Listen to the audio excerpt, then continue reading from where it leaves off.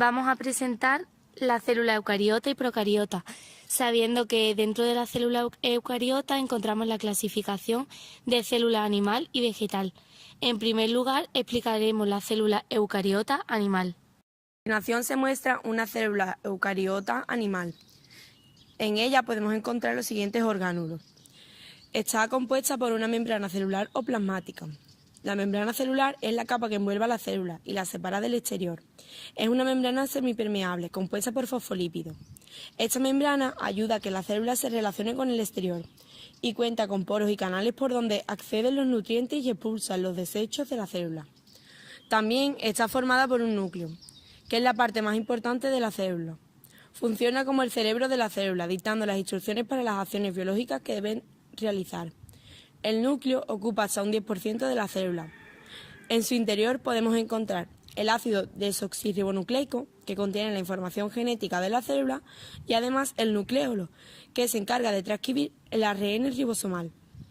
También encontramos el retículo endoplasmático.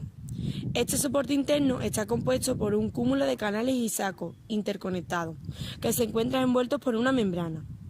En él se produce la elaboración, almacenamiento y transporte de algunas sustancias. Podemos dividirlo en dos, el retículo endoplasmático rugoso y el retículo endoplasmático liso. En cuanto al retículo endoplasmático rugoso, podemos decir que predominan las células encargadas de exportar proteínas. Se denomina rugoso por el aspecto que tiene en el microscopio, porque tiene muchos ribosomas pegados a su membrana. En cuanto al retículo endoplasmático liso, podemos decir que es aquel que sintetiza los lípidos de la membrana celular. Es la continuación de las cisternas del retículo endoplasmático rugoso. También participa en la síntesis de lípidos, la destroxificación y la glucogenólisis. Otra de sus funciones es también almacenar el calcio en la célula. A continuación vamos a hablar sobre el aparato de Golgi, que está encargado de recibir los lípidos y proteínas y recopila los desechos que van a ser expulsados de la célula. Está formado por diptosomas, que a su vez están compuestos por sáculos o cisternas. Entre sus funciones se encuentra la glicosilación de proteínas, glicosilación de lípidos y la distribución de los lisosomas y peroxisomas. El aparato de Golgi suele ser mayor en las células que secretan continuamente sustancias como pueden ser las células excretoras de anticuerpos. En cuanto al centrosoma, podemos decir que son orgánulos celulares que no están rodeados por una membrana. Consiste en dos centriolos embebidos en un conjunto de agregados proteicos. También se le conoce como centro organizador de microtúbulos y son muy necesarios ya que en los procesos de mitosis forman el uso mitótico. Por otro lado tenemos los ribosomas, que son pequeños orgánulos formados por dos subunidades, mayor y menor, que se originan en el nucleolo y que una vez en el citoplasma se ensamblan para llevar a cabo su función. Los ribosomas están a cargo de la fabricación o síntesis de las proteínas. Los hacen libres en el citoplasma o asociados en la superficie de un retículo endoplasmático rugoso.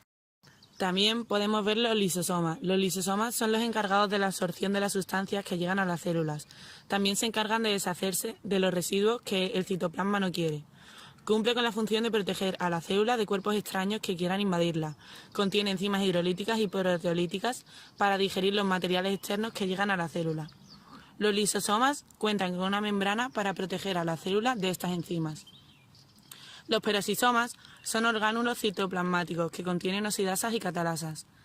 Son almacenes de enzimas necesarias para realizar las reacciones metabólicas. En las mitocondrias se produce la respiración de la célula.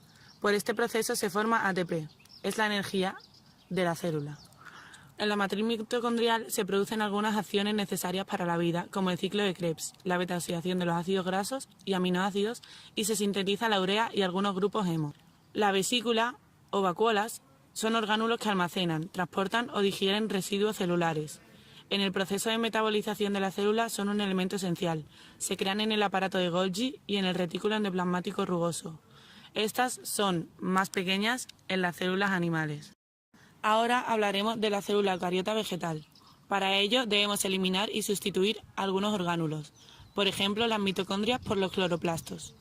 Los cloroplastos, como las mitocondrias, son orgánulos rodeados por una doble membrana. La membrana interna presenta unas ramificaciones hacia el interior, lamelas, donde se forman unos sacos, tilacoides, que se agrupan formando granas. Esta membrana contiene unos pigmentos como la clorofila que le permite realizar la fotosíntesis. Las vacuolas, en la célula vegetal, son vesículas más grandes, que pueden llegar a ocupar el 90% del volumen celular, desplazando todos los orgánulos al otro lado de la célula. Su función es la de almacenar sustancias, además de ayudar a mantener la forma de la célula. La pared celular o vegetal es una capa formada principalmente por celulosa, que se sitúa en la pared externa de la membrana plasmática. Es una estructura rígida que protege a las células y les da forma. Si queremos hablar de una célula vegetal, también tendremos que eliminar los dos centriolos que contenía la célula animal anterior. Ahora vamos a hablar de la célula procariota. Son células sin núcleo celular definido, es decir, cuyo material genético se encuentra disperso en el citoplasma. Además, son células estructuralmente más simples y más pequeñas que las células eucariotas.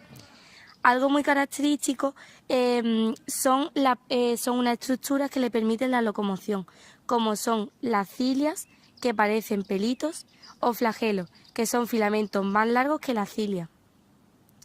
La célula procariota por fuera de la membrana está rodeada por una pared celular que le brinda protección.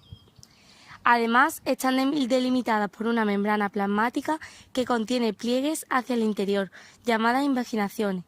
El interior de la célula se denomina citoplasma. En el centro es posible hallar una región más densa llamada nucleoide, donde se encuentra el material genético o ADN. En el citoplasma también hay ribosomas, que son estructuras que tienen la función de fabricar proteínas. Pueden estar libres o formando conjuntos denominados polirribosomas. Las bacterias son un tipo de célula procariota que se caracterizan porque algunas tienen una pared gram positiva y otras paredes bacterianas gram negativas. Las bacterias gram positivas poseen una pared celular interna y una pared de peptidoglicano. El peptidoglicano es un exoesqueleto que da consistencia y forma esencial para la replicación y supervivencia de la célula.